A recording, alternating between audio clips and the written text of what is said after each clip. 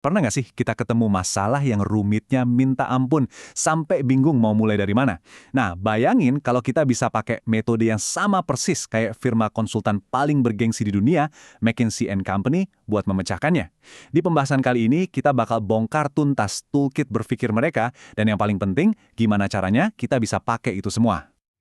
Oke, kita mulai dari kutipan yang bikin penasaran ini. Menyamakan McKinsey dengan Yesuit, itu ordo yang terkenal banget sama disiplin intelektual dan pengaruhnya yang kuat, ini udah kasih kita gambaran kan, betapa serius, metodis, dan kuatnya pendekatan mereka. Nah, ini dia pertanyaan besarnya. Pembahasan ini bakal ngebongkar rahasia itu. Dan yang paling seru, kita bakal lihat gimana caranya kita bisa nyontek cara pikir ini buat menyelesaikan tantangan kita sendiri. Mau itu yang besar atau yang kecil. Jadi, ayo kita mulai pecahin kodenya. Rahasia McKinsey itu bukan sulap ya. Ini tuh semacam mesin pemikir yang dirancang dengan sangat teliti. Sebuah kerangka kerja yang bakal kita bedah bareng-bareng, langkah demi langkah, biar kita semua bisa memakainya. Ini nih, langkah pertama yang penting banget, tapi sering banget kelewat. Sebelum kita buru-buru cari solusi, McKinsey ngajarin kita buat berhenti sejenak dan mastiin kita ngerjain masalah yang tepat. Seringnya, apa yang kelihatan jadi masalah di permukaan itu cuma gejalanya doang loh. Jadi kuncinya, gali lebih dalam, banyak tanya, dan kumpulin faktanya dulu. Oke, sekarang kita masuk ke jantung metodenya. Jadi, seluruh proses problem solvingnya McKinsey itu berdiri di atas 3 pilar utama. 3 pilar inilah yang jadi pondasi dari setiap solusi yang mereka ciptakan. Nah, ini dia fondasinya. Gini deh, bayangin ya, fakta itu batu batanya. Struktur tuh denah bangunannya. Dan hipotesis itu kompas yang mastiin kita membangun di tempat yang benar. Kalau salah satunya aja nggak ada, seluruh solusinya bisa ambruk. Nah, ini yang menarik. Penekanan di pilar pertama. Fakta adalah batu bata dari setiap solusi yang solid.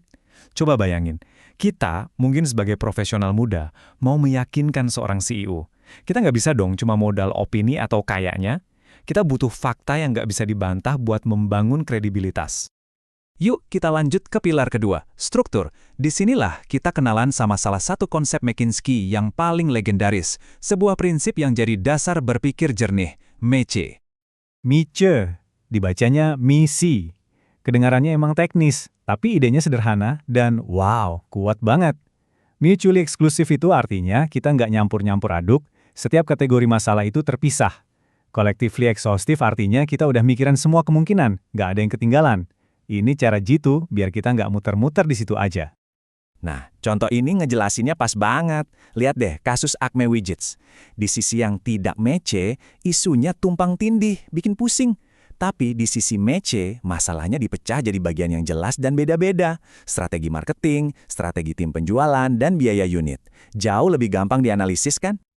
Sekarang pilar ketiga, dan ini mungkin kedengarannya agak aneh di awal. Pendekatan berbasis hipotesis.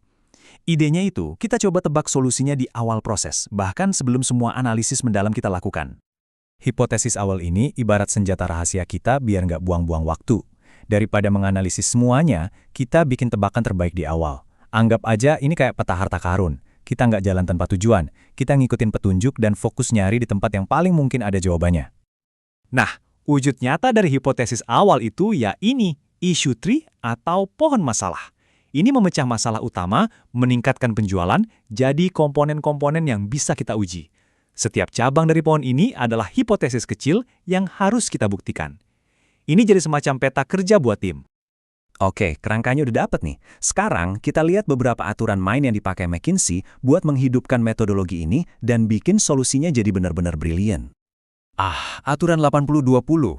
Mungkin kita udah sering dengar ya, tapi McKinsey benar-benar menjadikannya sebuah seni. Idenya adalah menemukan 20% yang vital. Dari semua data dan masalah yang ada, di mana sih titik ungkit yang bisa ngasih 80% hasil? Apa itu 20% pelanggan paling setia?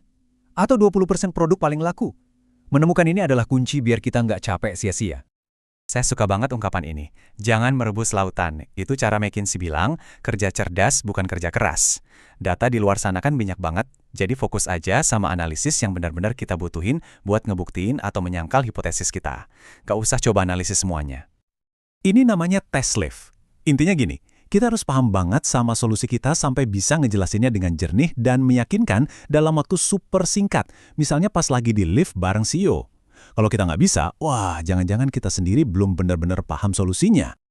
Dan jangan cuma kasih angka, ceritain sebuah kisah lewat angka itu.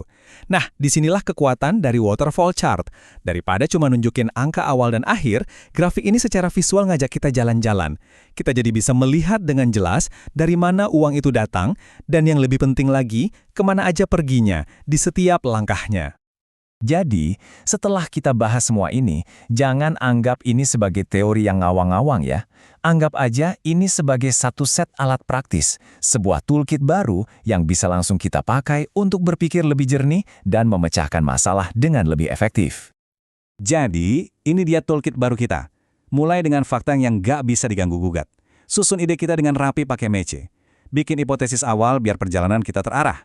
Pakai aturan 80-20 buat nemuin harta karunnya. Dan terakhir, saring semuanya jadi pesan yang begitu jelas sampai kita bisa menjualnya dalam 30 detik. Itulah intisari dari cara berpikir McKinsey. Dan sekarang, pertanyaan buat Anda. Dengan perangkat baru ini di tangan, masalah kompleks apa yang sekarang rasanya jadi lebih mungkin buat dipecahkan? Coba deh pikirin, tantangan apa di kerjaan atau mungkin di kehidupan pribadi kita, gimana caranya kita bisa mulai menerapkan ini hari ini?